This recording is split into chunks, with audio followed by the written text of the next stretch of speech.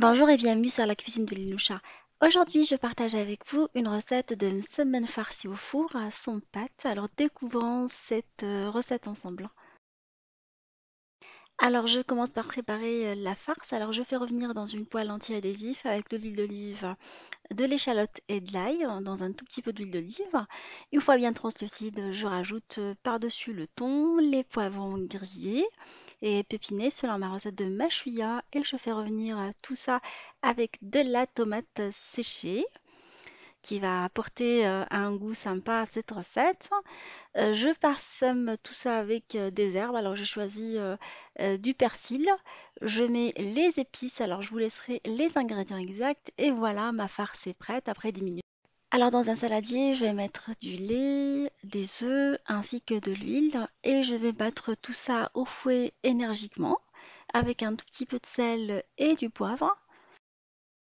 Alors je vais plonger les feuilles de briques dans ce mélange. Alors je commence par une première feuille que je vais plonger, essorer légèrement et la mettre dans un plat rond allant au four.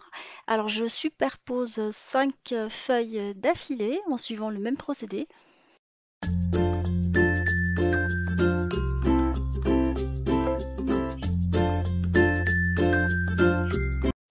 Alors une fois la farce bien refroidie, c'est très important au risque de déchirer la pâte. Alors je vais la répartir sur toutes les feuilles en la lissant avec le dos de la cuillère.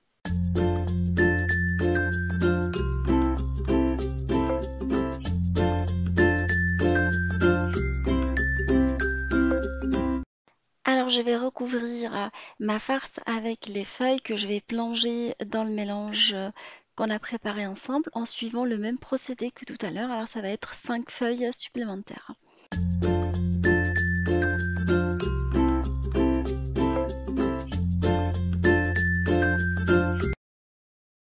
Alors, une fois que je mets la dernière feuille, je vais souder complètement les bords avec le mélange dans lequel j'ai plongé mes feuilles. Alors, c'est important de bien souder les bords.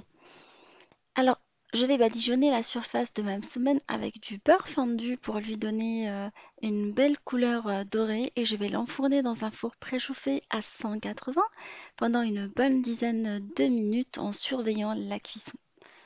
Alors j'ai sorti ma semaine du four et là je vais la découper. Elle a pris une jolie coloration dorée, elle est vraiment bien croustillante et je vais la présenter avec une petite salade.